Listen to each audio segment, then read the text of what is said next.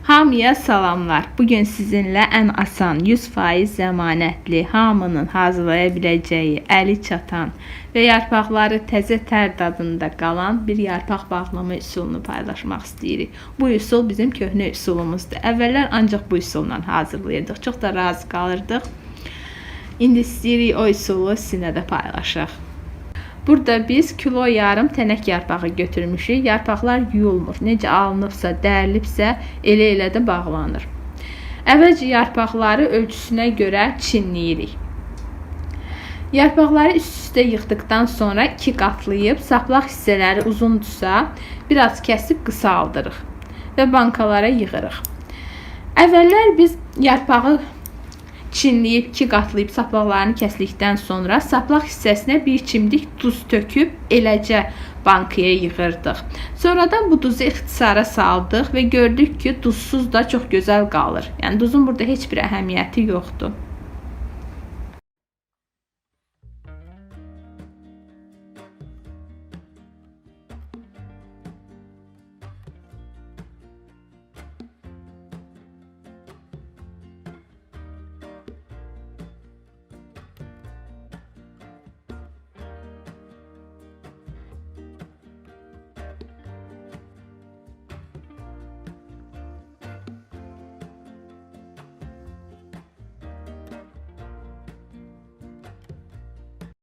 Belə də edə bilərsiniz. Əvvəlcə yarpaqları çinləyib, saplaq hissələrini kəsib qoyun.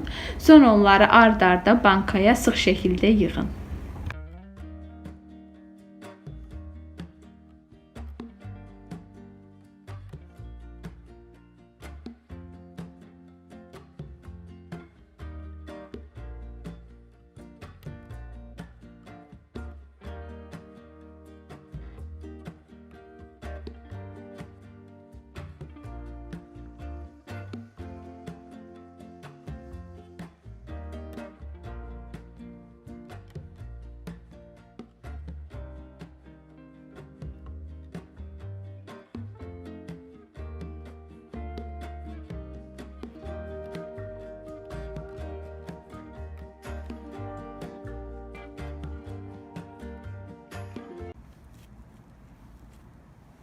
Bankaları doldurduqdan sonra qapaqlarını qoyuruq, sıxıb kip bağlayırıq. Burada ən mühüm şərt bankanın qapağını yaxşı bağlamaqdır.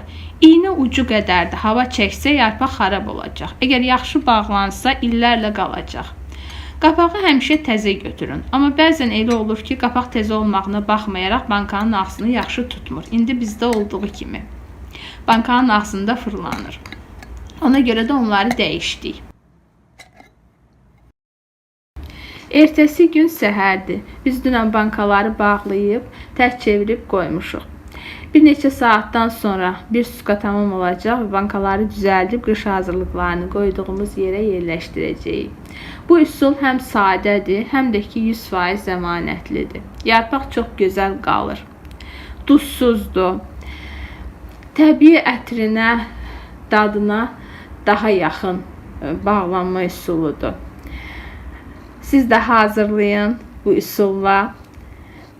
Nəticəni bizimlə bölüşün. Şərhlərinizi gözləyəcəm. Bəs sizin yarpaq bağlama üsulunuz necədir? Bizimlə bölüşsəniz sevinərik. Videonu bəyəndinizsə like etməyi, şərh yazmağı da unutmayın.